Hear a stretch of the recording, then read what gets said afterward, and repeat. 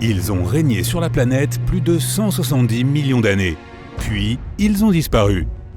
L'histoire dit qu'un énorme astéroïde a frappé la péninsule du Yucatan il y a environ 66 millions d'années. Cet astéroïde a provoqué de terribles changements environnementaux, notamment des débris dans l'air, qui bloquaient la lumière du soleil, si bien que les plantes ne pouvaient pas résister. La température à la surface de la Terre a chuté et les animaux ont lutté pour survivre jusqu'à ce qu'ils finissent par s'éteindre. Ça, c'est ce que de nombreux paléontologues pensent. D'autres disent que les dinosaures étaient sur le point de s'éteindre avant l'arrivée de cet astéroïde. Déjà 10 millions d'années avant. Les espèces les plus anciennes n'ont pas évolué suffisamment pour s'adapter aux changements environnementaux tels que l'élévation du niveau des mers, l'activité volcanique massive ou les aires glaciaires. Les dinosaures préféraient la chaleur qui leur permettait de conserver leur température corporelle stable. Les dinosaures vivaient sur les 7 continents, même en Antarctique, car il n'y avait pas de glace là-bas à l'époque. Il y a environ 90 millions d'années, c'était une forêt tropicale marécageuse avec un climat chaud et agréable.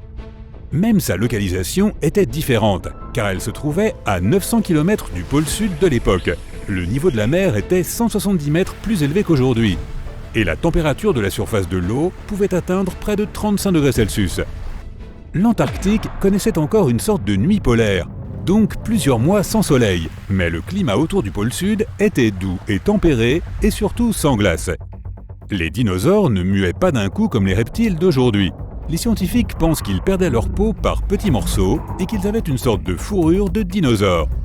Le Pégomastax ressemblait à un croisement entre un porc-épic et un perroquet. Cet herbivore avait des mâchoires de 2,5 cm de long, équipées d'un petit bec et de longues dents auto-aiguisantes, qu'ils utilisaient comme des ciseaux pour découper les plantes. Notre lion moderne a une morsure puissante, mais le puissant T-Rex mordait bien plus fort. Le roi des dinosaures avait la morsure la plus forte de tous les animaux terrestres, 3,5 fois plus forte que celle du record actuel, détenu par le crocodile marin d'Australie. Il avait également les dents les plus longues, près de 25 cm de long, soit la longueur d'un iPad. La plupart des animaux modernes ont le sang chaud ou froid, mais celui des dinosaures se situait entre les deux. Les scientifiques pensent qu'ils étaient principalement mésothermes, ce qui signifie que l'activité de leurs muscles réchauffait leur corps, mais que leur température corporelle pouvait également fluctuer. De nombreux dinosaures comme le Triceratops ou le Stégosaure avaient des pointes, des plaques, des cornes ou des crêtes sur le corps. Avant, on pensait que c'était des moyens de défense car ils n'avaient ni dents pointues ni griffes. Mais les scientifiques ont ensuite pensé que c'était probablement un moyen servant à impressionner leurs partenaires et à identifier les membres de leur espèce. Le Pachycéphalosaure avait même un casque en os sur la tête. Dans les films, on voit souvent les dinosaures grands comme des immeubles, mais la plupart étaient principalement de taille humaine, voire plus petits. Mais les os plus gros se fossilisaient plus facilement, c'est pourquoi on a surtout retrouvé des espèces gigantesques. L'Éoraptor, ou voleur de l'aube, est le premier dinosaure à avoir reçu un nom. Petit et plein de dents, il a reçu son nom parce qu'il vivait à l'aube de l'ère des dinosaures.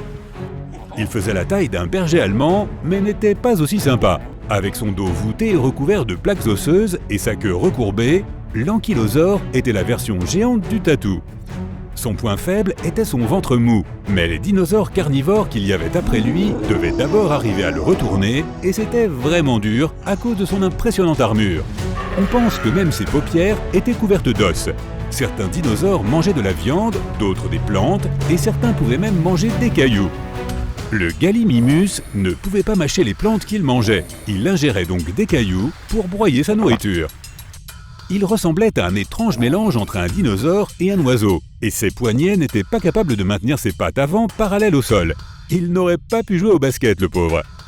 Les plus grands dinosaures étaient herbivores. Les carnivores ou théropodes étaient généralement plus petits. Ceci s'explique par le fait que les dinosaures herbivores dévoraient d'énormes quantités de nourriture, avalant parfois des branches entières sans les mâcher. Certains pouvaient manger 1 tonne de nourriture par jour, soit le poids d'un bus. Ces dinosaures étaient aussi plus nombreux que les autres. Les scientifiques ne savent toujours pas si les dinosaures carnivores étaient capables de se coordonner pour chasser en groupe, car ils semblaient peu amicaux les uns envers les autres, surtout lorsqu'il s'agissait de partager des proies.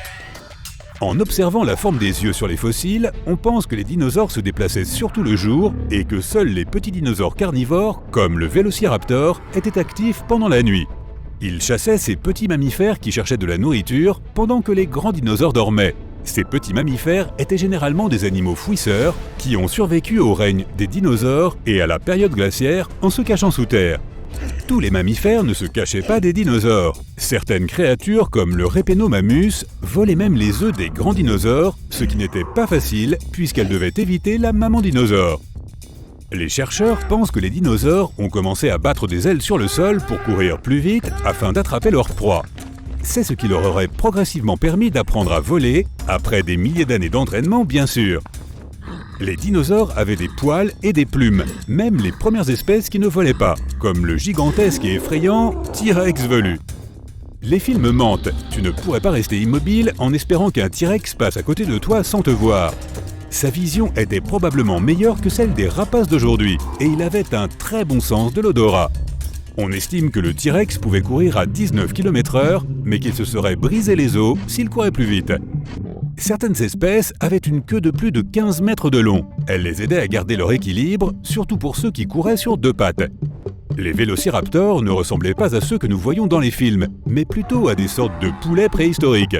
Petits, un peu plus gros qu'une dinde, 60 cm de haut. Ils avaient des plumes et des os creux comme ceux des oiseaux, et ils étaient solitaires. Mais ils faisaient partie des dinosaures les plus intelligents, car leur cerveau était très gros par rapport à leur corps. Ils étaient aussi intelligents que nos autruches actuelles. Leur nom signifie « voleur rapide ».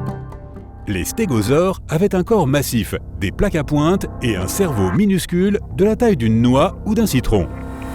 Mais au moins, ils avaient un climatiseur intégré. On a découvert que leurs pointes étaient pleines de veines, ce qui favorisait les échanges thermiques et permettait à leur corps de refroidir. Le Dimorphodon était un reptile volant de 2,5 mètres d'envergure, doté de dents polyvalentes. Celle de sa mâchoire supérieure était plus longue et plus pointue pour mieux saisir sa nourriture dans l'eau, et celle de la mâchoire inférieure servait à retenir ses proies. Les premières découvertes de fossiles ont eu lieu en Chine il y a 3500 ans. On ne connaissait encore rien des dinosaures, c'est pourquoi on pensait que les dents découvertes appartenaient à des dragons. L'Hadrosaurus avait un bec de canard doté de plus de 1000 dents. Quand elles tombaient, d'autres repoussaient. Les œufs des dinosaures étaient assez gros, certains faisant la taille d'un ballon de plage. Et imagine l'omelette. Le Baryonyx était fan de poissons. Son nom signifie « lourde griffe » et il l'a obtenu grâce aux grosses griffes qu'il utilisait comme des lances pour attraper les poissons.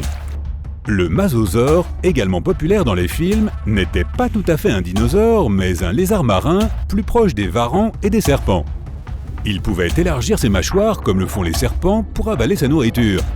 Il était très rapide grâce à sa nageoire caudale et aux nageoires en forme de palette qu'il avait à la place des bras et des jambes. On pense qu'il avait un faible sens de l'odorat et une mauvaise perception de la profondeur, ce qu'il compensait avec une technique de chasse unique. Il attend que son déjeuner remonte à la surface pour respirer.